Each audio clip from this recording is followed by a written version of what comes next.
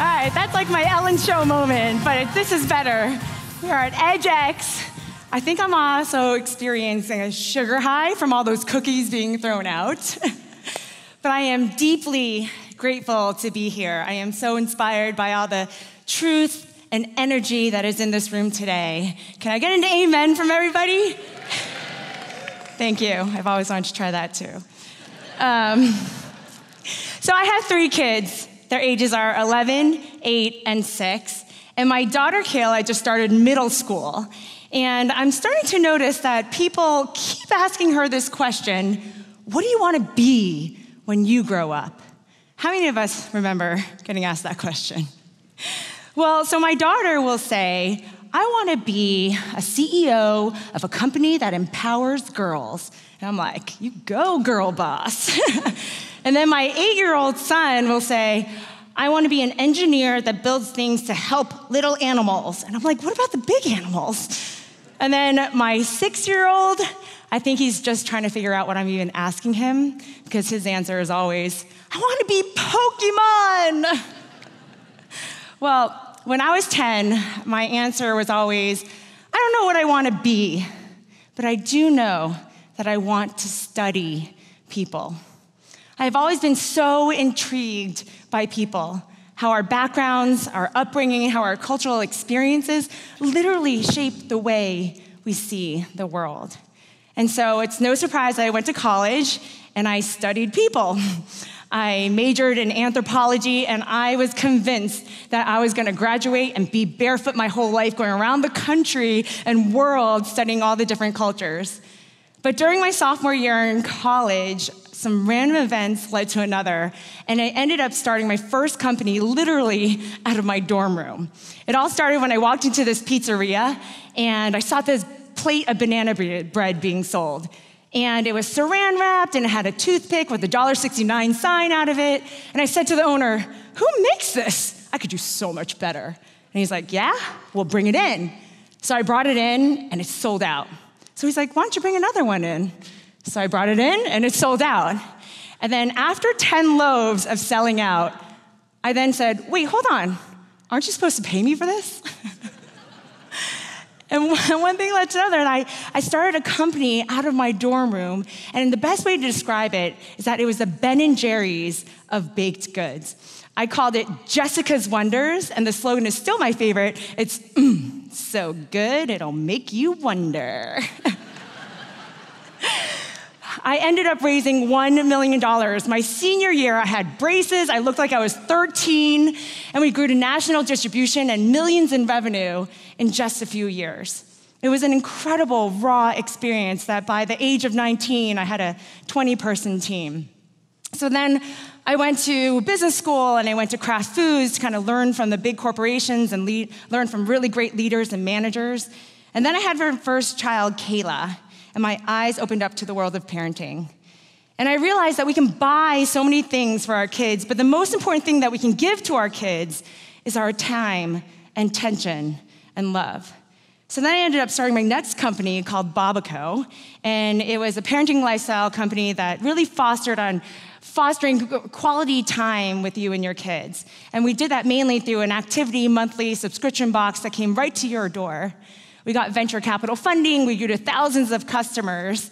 And then in 2014, 6 years later, we got acquired by Barefoot Books, which is a global children's publishing company, of which I had the privilege of being the president there for a little over 2 years, of 2 of our offices in the UK and the US. And then my life stopped. My mom's cancer came back. She had pancreatic cancer for about 7.5 years. And in her last year, she just got so weak and tired. And so I finally convinced my parents to move in with me from New Jersey to Boston. And for the first time in my life, I stepped back from work completely to be their 24/7 caregiver for about a year. I found myself thrust into this position of navigating all of her medical care, performing all the nursing duties at home, like draining her stomach from tubes several times a day, and just feeding her and bathing her, and just doing whatever she needed to get the care at home. And as part of the healing process, because she passed June 30th of last year, I was surprised, but I voraciously dug into healthcare. I read all the books and journals and talked to doctors and caregivers and patients, and I started seeing a solution. And so for the 43.5 million family caregivers in the US alone, I am now launching this Ayana Care movement so we can help navigate all these families through this very complex journey so that they can focus on one of the most honorable acts of love. And the company is called Ayana Care. Oh.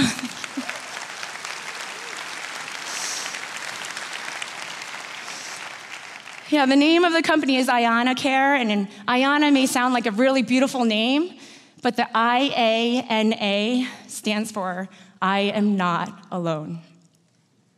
And so I continue to grieve and process and launch this next venture.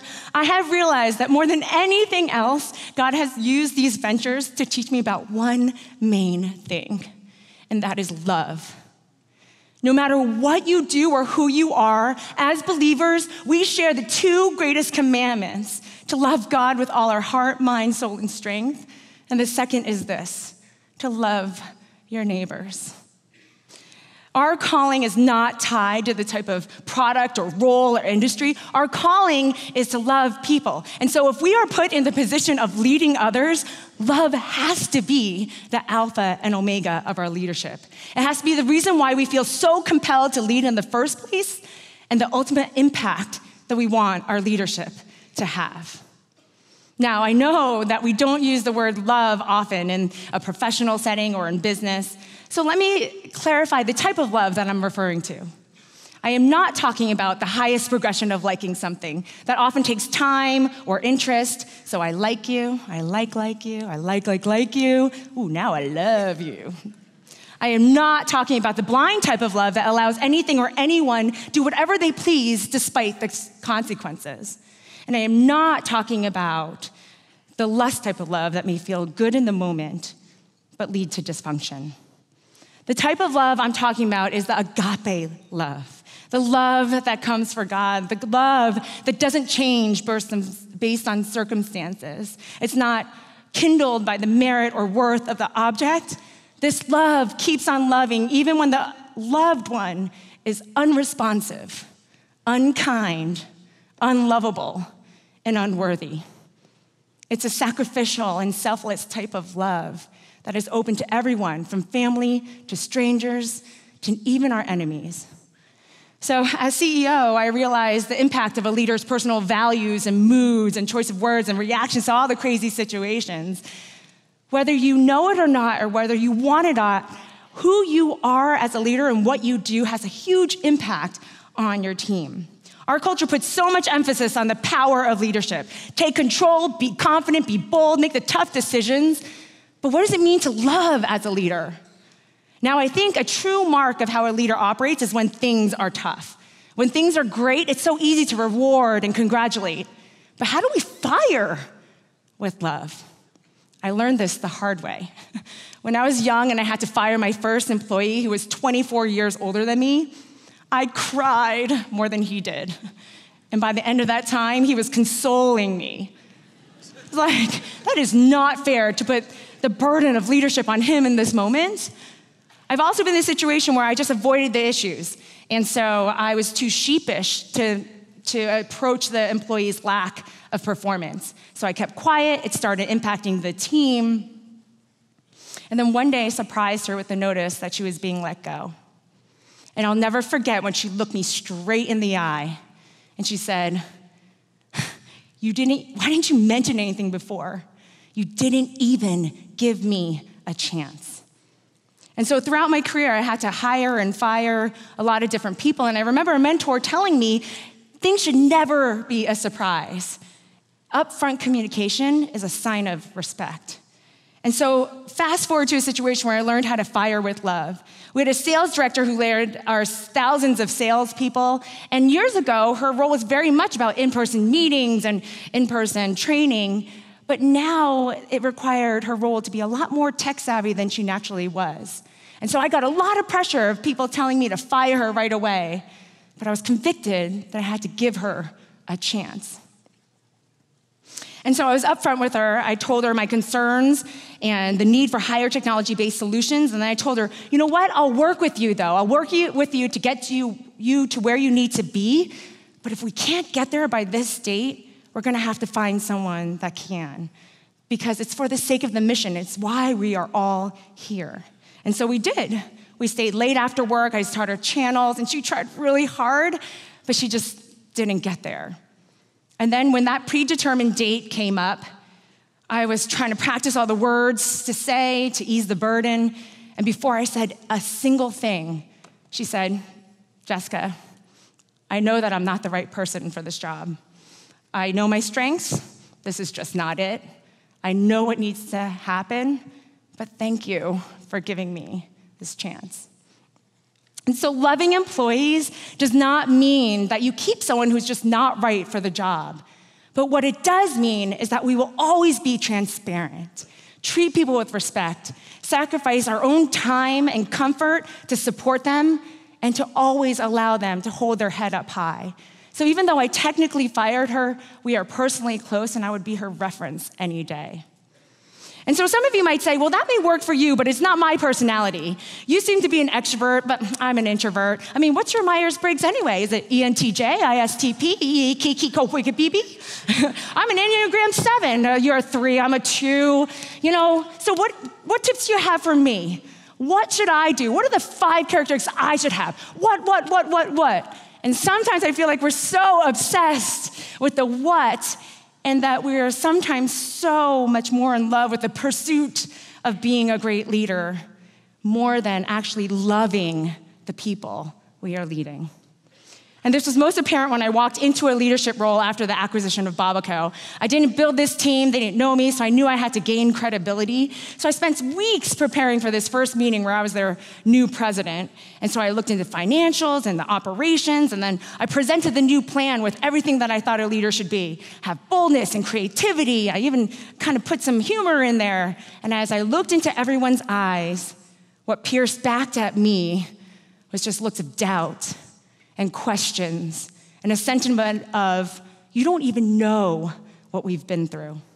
And so I immediately canceled the next 2 weeks of meetings and replaced them with one-on-ones with every single person. And I realized that my original plans had no chance because listening and understanding to everyone's history and current frustrations and hopes gave me insight into dynamics that I would never have been able to glean from any report. And so I learned to stop focusing on the what and first focus on the who. Study people. And I use the word study on purpose because when you study something, you become curious. And when you become curious, you get to know more. And when you know more, you start to understand. And when you understand, you start to care. And when that care turns into love, we no longer look to try to convince people to follow us, but instead they will seek your leadership because they feel seen and heard and understood. And it's actually there where you'll realize that how you lead and what kind of leader you are actually changes based on who you are leading. So I want to end with a lesson that we often ignore. A few years ago, I overlooked the importance of taking care of myself. I got caught up in the world of techies and felt this incredible pressure to not only just keep up, but be the one pushing harder. This high-paced culture of crushing Red Bulls on my head and staying up for 48 hours straight just really started getting to me. I didn't make time for my personal growth in faith and accountability, and the change was gradual. I was that frog in lukewarm water that didn't realize that the water around me was boiling. And it wasn't until I joined the Praxis community of faith-driven entrepreneurs that God was able to pull me out and completely reframe my life. It was the peers and mentors who just boldly and lovingly called me out on the way that I was operating. Up until that point, I was relying on myself because, hey, leadership can be lonely. But it was only until I was vulnerable enough to be part of a community where my life changed. You know, a leader who desires to transform others cannot succeed without being transformed him or herself. So for every person that we lead, may we be led. For every mentee that we have, may we seek a mentor of our own. Because we can only love as much as the love that we are receiving from God. And it is in that pursuit that we will be able to mentor and speak into the lives of others. You know, this journey that we call life is just a series of opportunities to experience God's agape love. And I'll never forget, as I just watched my mom decline and pass away right before me in my home, I saw that we truly do leave this earth with nothing. Ashes to ashes, dust to dust. We come into this world naked, we leave this world naked. There's no proof of accomplishments, no fancy things, no titles, no awards. My mom's hands were empty, but her heart was full. Because the one thing that we leave here on earth and the one thing we walk into heaven with is love. So let's spur each other on to know it, to protect it, to live it, and to share it. And so I challenge all of you to not think about what type of leader you want to be, but instead think about who and how you are going to love today, tomorrow, in your work, and in all areas of your life. Thank you.